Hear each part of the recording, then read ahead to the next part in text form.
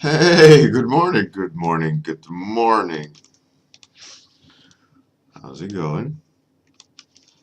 I was looking at the intro, this clock, and I obviously there's not anything like that that you can download, so I had to do it myself, and I just had to kind of estimate the rotation just by kind of calculating how long the clip was, and I had to like just do some rough math on how much I need to rotate it. I don't think it's an actual seconds, but it looks like somewhat seconds. But it's funny. It did even change the speed at some point. It's hilarious. Good morning, Kuru, Dear Bard, Lurib, uh, Dear Bard. Yeah, that's funny. That 10-meter tower thing. Yeah, it's good. I did that as a kid. Uh, Jumped from that high. Senzen, good morning. Captain Jetlag, good morning. How's it going? Yes, it's good. That tower, 10-meter tower. It's if for those who don't know, it's this you know, swimming hall. No, communal swimming pool, like indoors. It's a 10-meter jump tower, and they have set up like microphones and cameras and slow-mo cameras of people um, having to jump. I shared it on Facebook.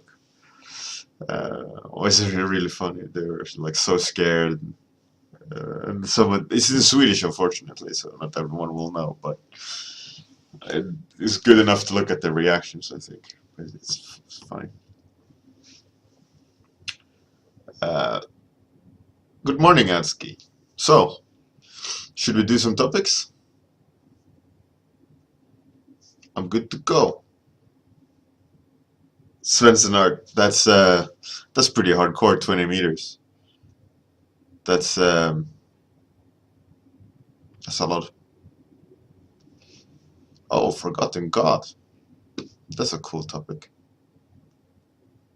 Samurai Iron Man.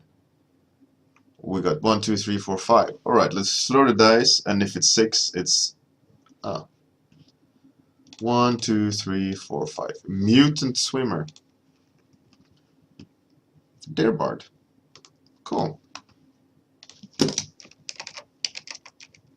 Mutant swimmer by Deer Bard. For me, uh, like growing up in Sweden, where I grew up, there was a kind of nature reserve close by.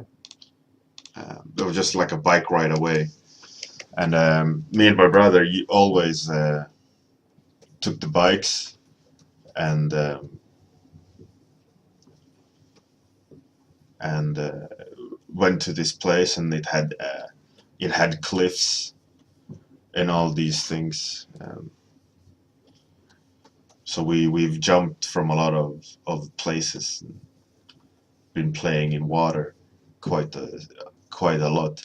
And you know, a lot of people, especially people growing up in cities, these massive cities, uh, they don't know how to swim, which is crazy.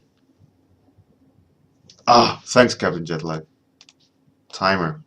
Perfect. Cheers. So for me, um, someone not being able to swim is like so far from my life. You know? For me, swimming is so second nature.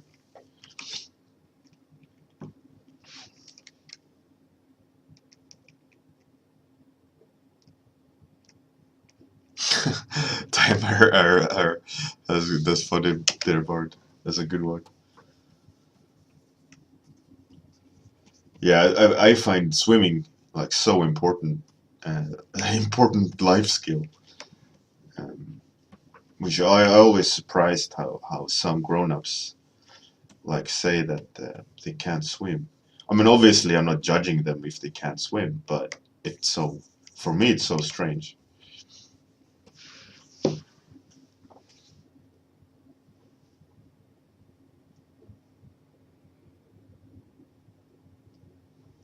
Svensson art, yeah, that is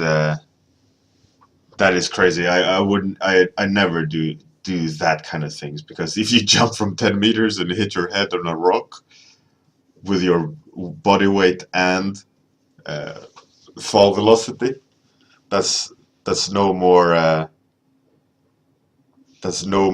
Svensson for you. It's just your brain is going to be scrambled egg. Ugh, I hate the idea of that coconut sound of head hitting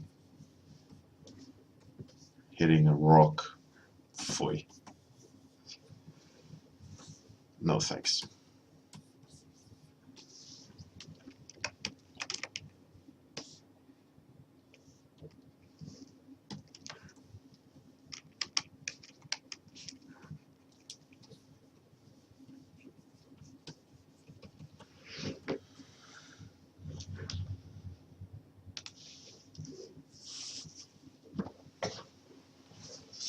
Svensson, yeah, yeah. I mean, when you're that age, you're not thinking that much. Like, is it okay to do? But yeah, no.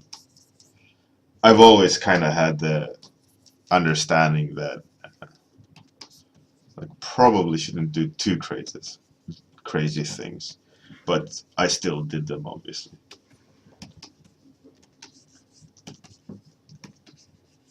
I did all sorts of stupid things as well. Um,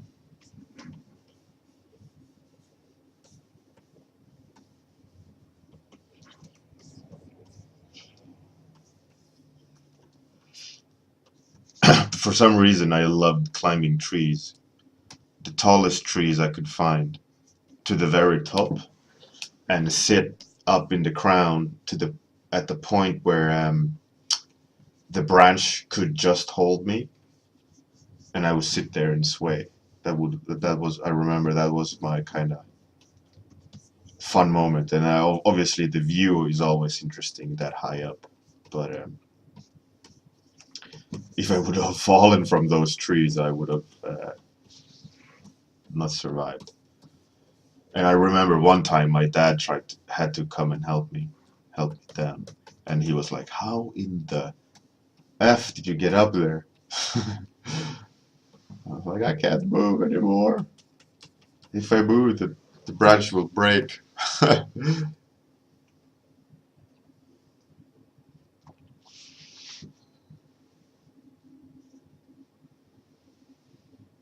Dearboard, yeah, definitely made out of rubber.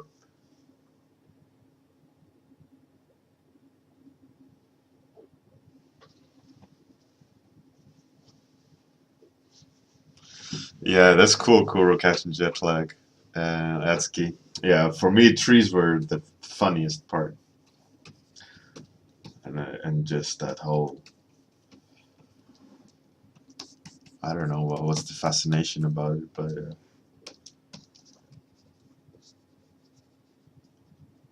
and now comes the point where I'm like the old guy saying, "Oh, what's wrong with the children today? There's no tree climbing anymore."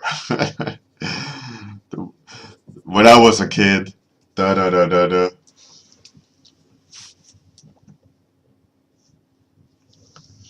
Yeah, tree climbers is the best kind of fun.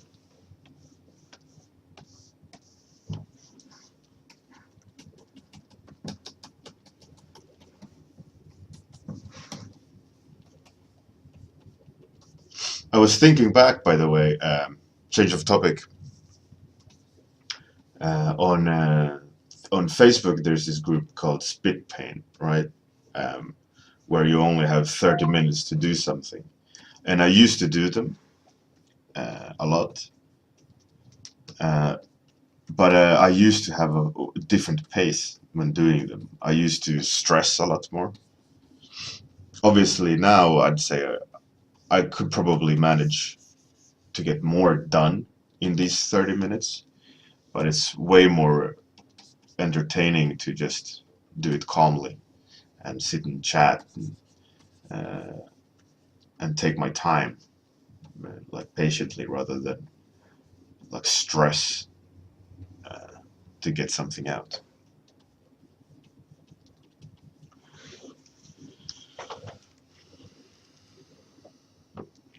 There, Bard. Uh, well, the thing is, there comes a point where you have to trust them, right? You have to trust that they know the limit of what they can do, and the only way to trust them is to make sure that they get the good enough foundation, right? So if you worried or you see that she has an interest in climbing, take her climbing uh, in in parks or in the play yard or whatever, and ease her into it, right?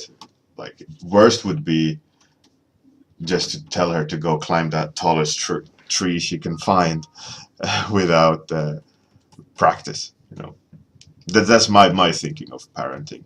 Like my son complained the other day um, that he's not allowed to go home or go to and from school alone. Um, and I said, yeah, that's fine. I mean, I don't mind. You would be able to go home from school, but then I told him, but do you look uh, um, in both direction before you cross the road? He was like, no. But I asked him, do you play in snow piles next to the road? He was like, yeah. And I was like, that's why you can't go alone to school. And he was like, and then he didn't want to be a part of that discussion anymore. And I told him, you got to practice. You got to show me. Uh, you have to do it yourself to the point where I don't need to remind you to do it. And when you do that, then you'll be able to go yourself to school. Then I don't need to be here. And he was like, yeah. Mm.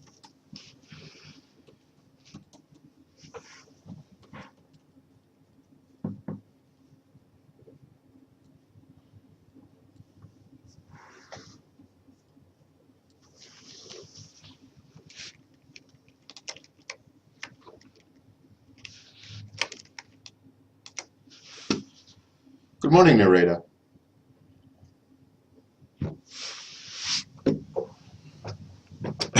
There, Bart. Yeah, well, kids are interesting. I think they do. I think we do pass a lot of innate abilities to our children. Um,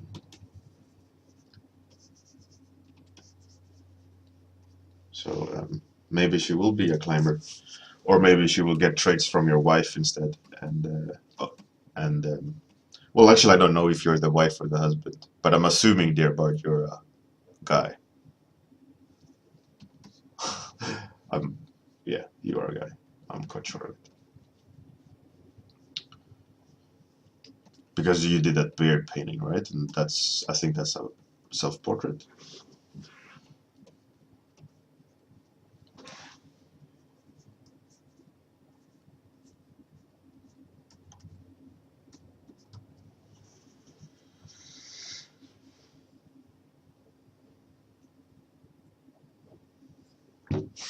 Dear Bart, I assume as much. Captain Jetlag. Well, the thing is, I think there's an interesting point. Like, I think I read a study about why kids don't break that easily when they fall. First of all, a lot of kids, if your kid has ever hurt themselves, to the point where you need to go do an X-ray in the hospital. My son did. He was very accident prone, just like me when I was a kid. Um, and you do X-rays and you look at the X-rays. Um, and I was talking to the X-ray guy that looks at the slides, uh, and I was like, "Wow, he's really broken." I was like, and the X-ray specialist or analyst or whatever they're called, he said, "No, all kids look like uh, look like this. Like the skeleton is not put together. It's just floating pieces of bone held together by flesh." And that's why, like, the older you get, a radiologist, yeah, the older you get, the more fused the bones get, and the more fragile the structure of the bone gets. So when they're that young, one of the reasons why they don't break that easily is because the bones are not connected really fully the same way as a grown up. And secondly, is they relax a lot when they fall. Grown ups, they tense up and they put hands forward or all these things, which is really bad for you when you fall, because you take all the kinetic force into the bone rather than uh, just kind of flopping like kids do.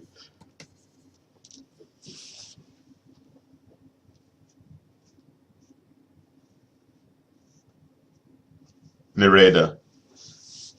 Uh, well, some people don't get beard. That's just how it is. I have a friend. Um, doesn't matter how much he saves his beard. He gets a mustache. That's about it. But like no kind of beard at all. It just won't grow. And so some people have beard, some people don't.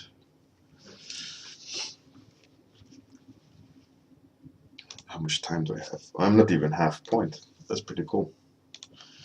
All right. All right. Oh, preset colors.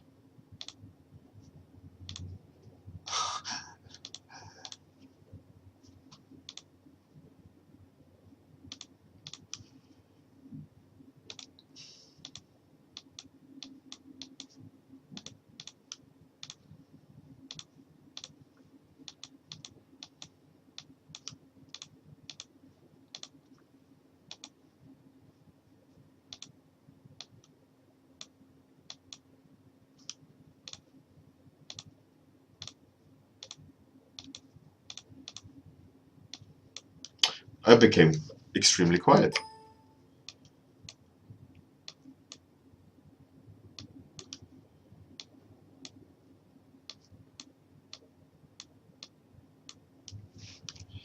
Let's see. I want a color.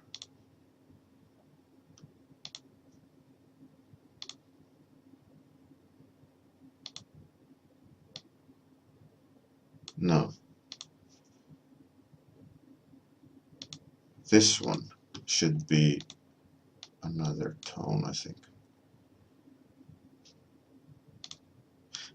Oh, okay, I get it.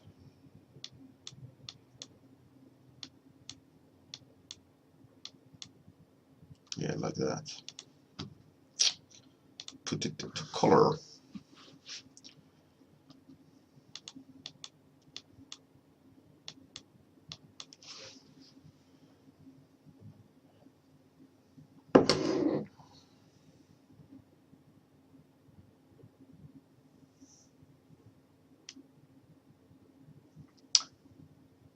Ah, that's cool, lethargic noodles.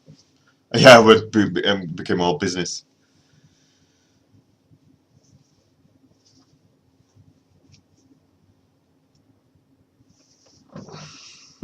Thanks for joining me, Lurib. Have a good day at school. All right, halfway point. Let's try to get to piece this puzzle together.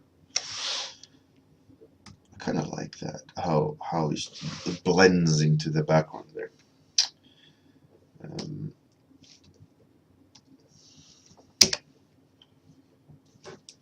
Put some light from the top, my lovely top light. I always do on these paintings. It's weird. I'm stupid sometimes. Increase the contrast. Yes, yes.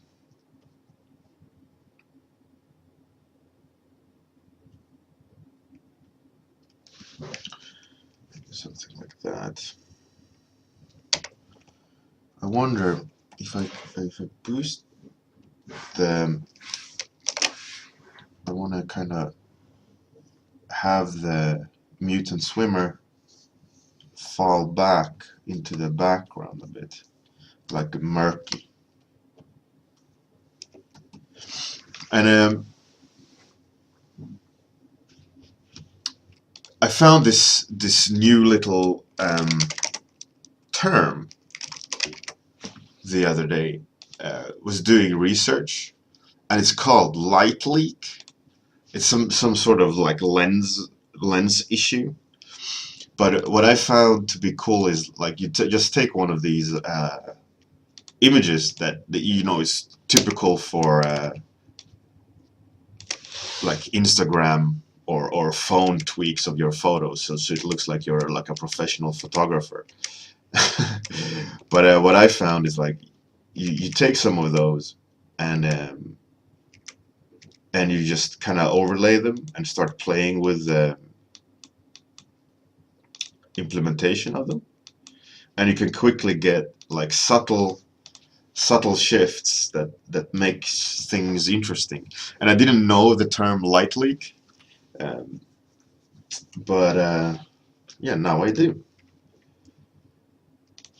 It was a really interesting find. I mean, obviously it's kind of like a cheap cop out of actually doing your business properly, but yeah, I really enjoyed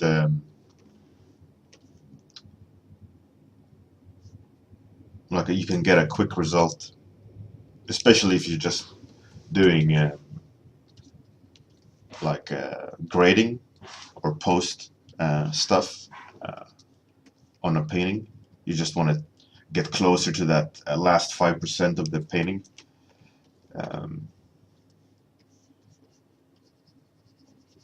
It worked really well the other day, so I thought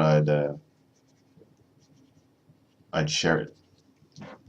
But it's like I said, like with all these, I've said this before, by the way. That's what I was going to try to get at. Like with all things, it's easy to abuse. So obviously, this thing you can abuse by just putting light leaks too dominantly in the painting. But you have to be very careful with it. But it is interesting. It does give a cool little effect.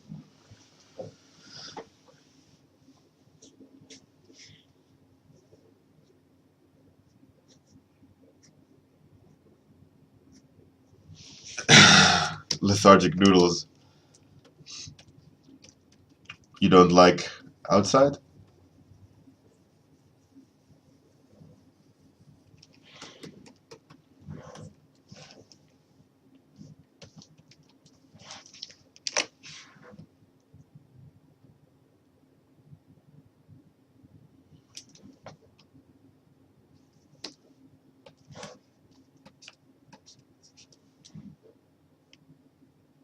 Agoraphobia, yeah, that's fear of the outside, right? Open spaces, or is that spiders? No, that's arachnophobia.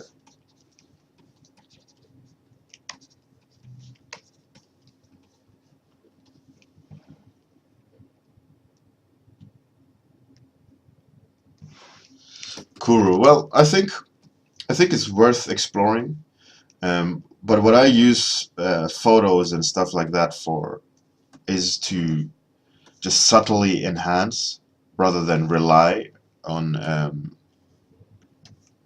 on them for results, um, and I use them to push a painting closer to final, rather than using photos as a base most of the time. I do enjoy painting too much to just do straight like photo sourcing.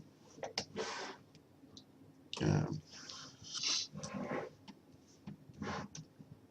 but it's a good way when you know what you're doing, um, to get stuff done faster. I mean, obviously, I could have spent time painting the same effect, but the chances are, for example, it would be too much of a conscious effort, and the risk always is to you tense up too much and you put too much knowledge in it. So using, for example, like I did, this light leak layer on top, it creates input outside from yourself, which causes, um, I think, which makes you view things differently, and you definitely increase the whole kind of happy accident. Uh, that you increase that happy accident success ratio. Um,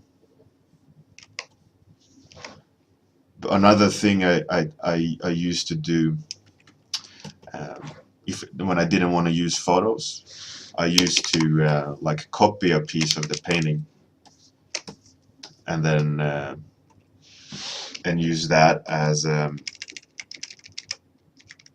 noise and stuff. You know,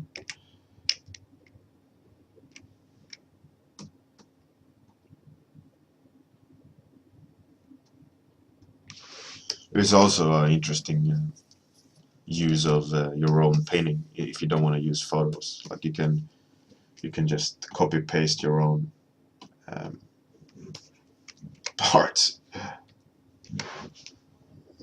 Hey, good morning, Eric.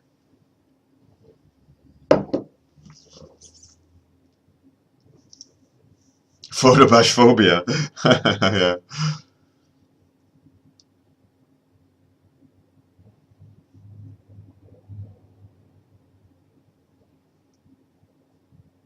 That's good, lethargic noodles. You shouldn't really feel too locked down. I think depression can you can be stuck in your mind quite significantly, and I think it's a good thing to have impressions when you're depressed. Improve your diet and get impressions. Just go do things and see things, and I think interaction outside of the norm, let's say Twitch in your case, I think it's a good thing. You know, like you get new interactions and you see life from another point of view. Depression is easily like when you're in a rut or in your repeating pattern, and it just feels like Groundhog Day, right? It's Monday every week. Monday every day of the week. Obviously, you can have depression for different things, so take it more of like a blanket statement rather than, you know, you know what I mean. Just talking some bullshit.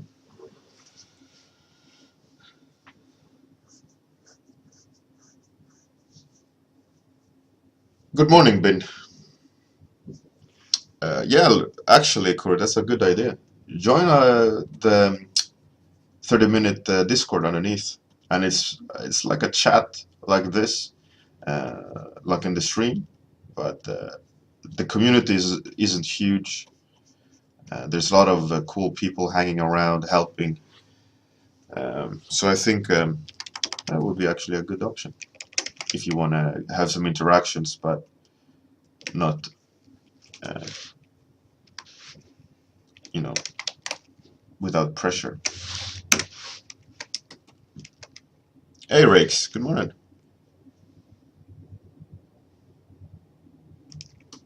Thanks, Ben.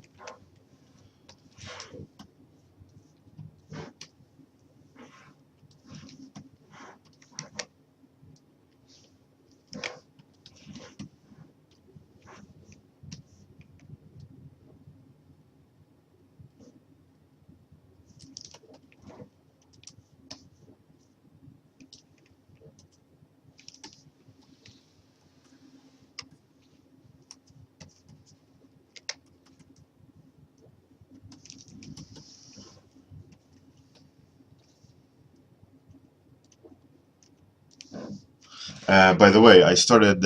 I feel like I should say something smart. There was there is a new game coming out, um, like Conan Exile, I think it's called. It's like this survival game, and a lot of people like on YouTube, etc., uh, have started streaming it, and I have to say it looks really interesting. It's it's a standard survival game where you need to gather sticks and stones and build your house and progress like that. Um, it's not the game for everyone, but it looked really cool. Um, Looked like a cool world, and it intrigued me. I think I might actually buy my first survival game, um, and that might be that game. Looked kind of cool. Ben, you see the topic on the stream. It's above the time. Oh, thanks, Tim Remmers, for the host. Thank you very much, sir.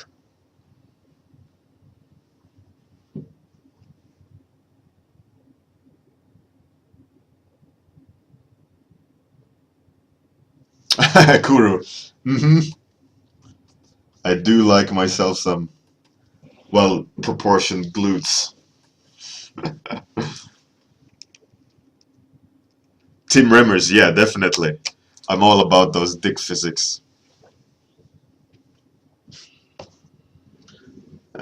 Rakes, yeah, it's true, but I'd say that this game doesn't.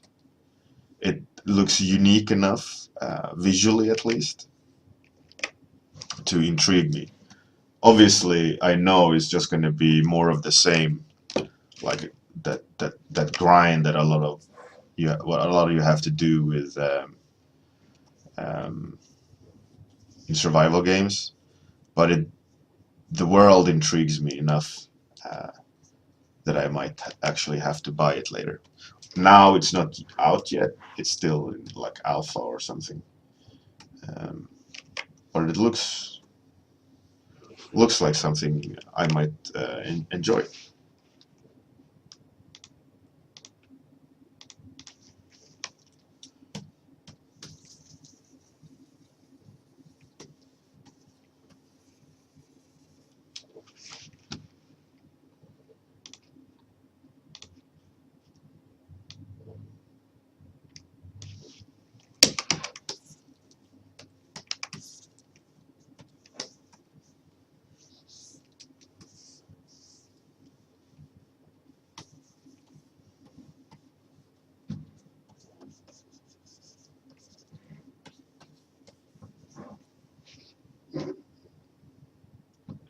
Moik, not 30 minutes. Oh yeah, 30 minutes.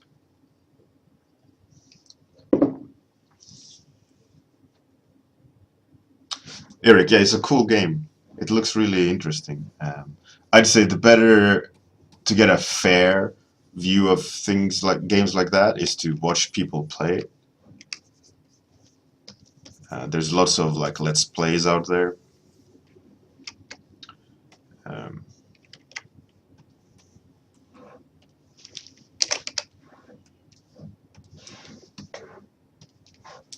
it looked like fun. I mean, there's not that many game let's plays out there that's interesting, or they haven't done that much because it's they've just opened the gates more or less. Um, but it intrigued me enough to keep my eyes out for it, and it might be my first survival game. Um,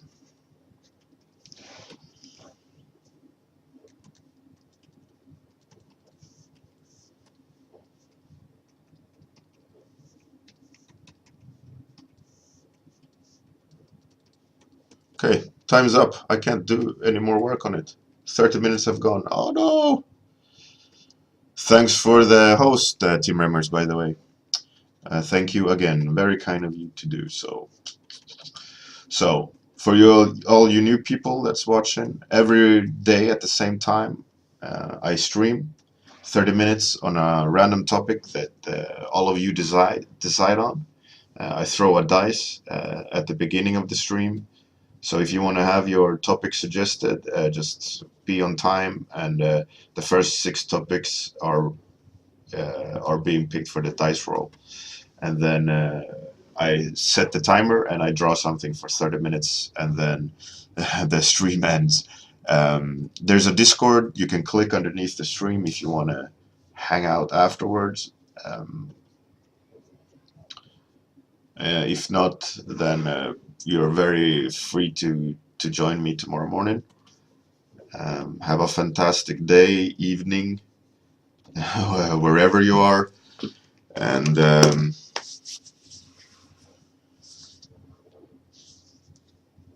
see you guys tomorrow morning. I am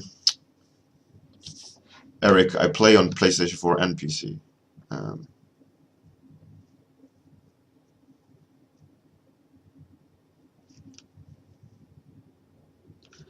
Rigs, yeah, the brushes are fun to experiment with. I don't use all of them daily. Like I use like 4. Have a fantastic day, everyone. Like I said, see you tomorrow morning. Thanks for the follow, Muik. All right. Bye, everyone. Here comes the outro.